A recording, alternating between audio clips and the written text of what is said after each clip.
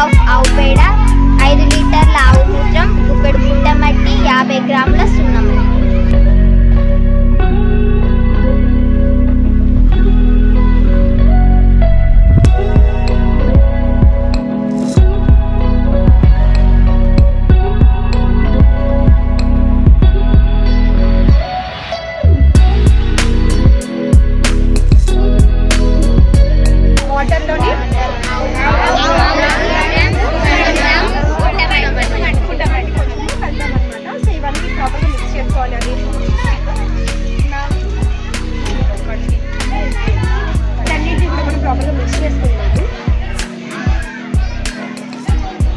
అంటే ఆ మట్టి సున్నము కొంచెం పెట్టేసున్నాము.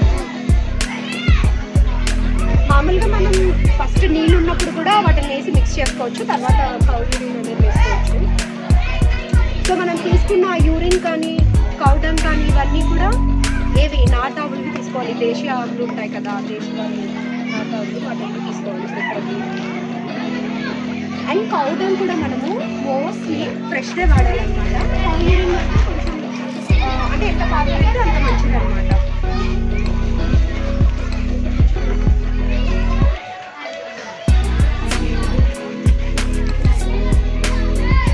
సో నెక్స్ట్ ఏం చేయాలి?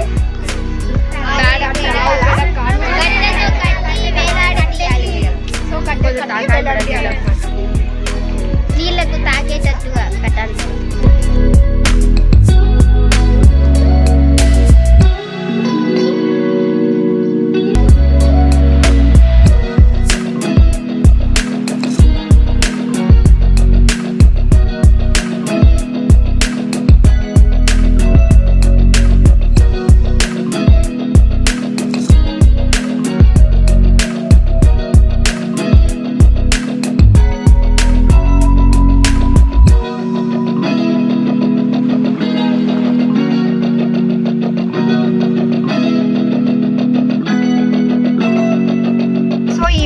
ఇదంతా కూడా మునిగేలాగా ఇలా పెట్టాలన్నమాట.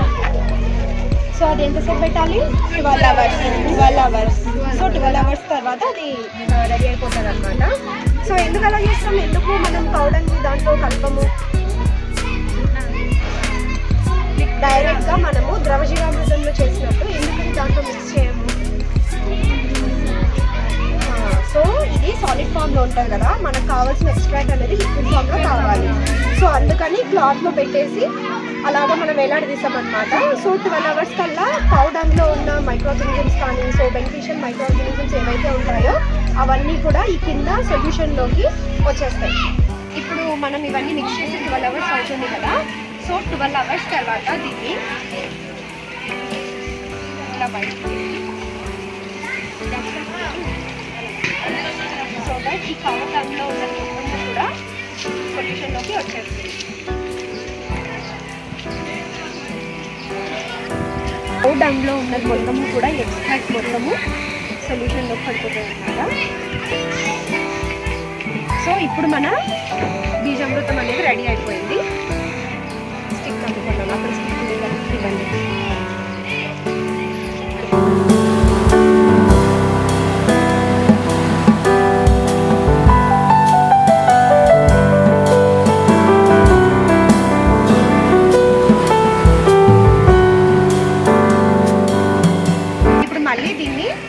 క్లాక్ వైజ్ డైరెక్షన్లో ఒకసారి మిక్స్ చేసుకోవాలన్నమాట. ఎందుకంటే కొన్ని సెడిమెంట్ అయిపోయి ఉంటాయి కదా.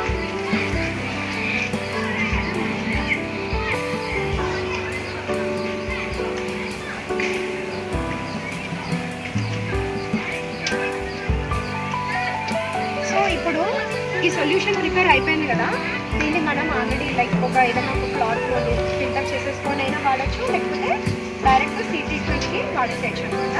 ఇప్పుడు ఇక్కడ సీడ్స్ ఉన్నాయి.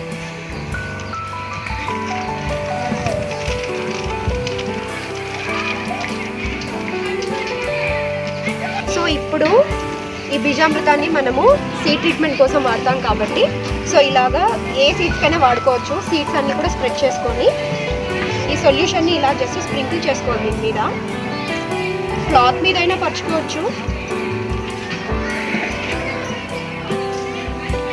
సో ఇలా మొత్తము కూడా అవి షేడ్ డ్రై అనేది చేయాలి.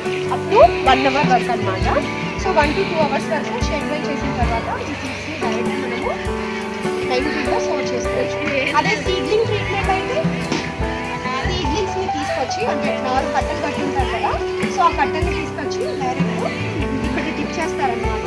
అంటే ఈ సొల్యూషన్లోనే డిప్ చేసేసుకోవచ్చు ఒక 2 minutes వరకు. సో తర్వాత 2 to 3 minutes తర్వాత డిప్ చేసిన తర్వాత తీసుకెళ్ళి స్టార్ట్ చేసేసుకోవాలి. సో మెయిన్ మనకు యూజెస్ ఏంటి, సీడ్ ట్రీట్మెంట్కి, సీడ్లింగ్ ట్రీట్మెంట్కి. సో మనకు మామూలుగా బయట సీడ్ ట్రీట్మెంట్ కెమికల్స్ అనేది దొరుకుతాయి అనమాట, క్యాపిటల్, థైరామ్ ఇలాంటివన్నీ కూడా.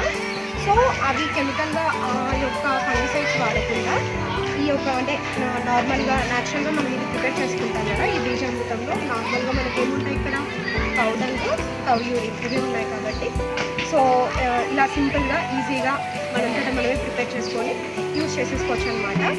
ఇవాళ మనం విత్తనం వేస్తున్నాము అని అంటే నిన్న ప్రిపేర్ చేసేసుకొని ఇలాగ ఒక 1 అవర్ అలాగా ట్రీట్ చేసేసి దాన్ని షేడ్ డ్రై చేసి క్లాత్ మీద ఇలాగ ఎన్ని రకాల సీడ్స్ అయినా వేసుకోవచ్చు. అవన్నీ కూడా సీడ్ ట్రీట్మెంట్ చేసుకొని షేడ్ డ్రై చేసుకొని నాటుకోవచ్చు అనమాట. అర్థమైందా?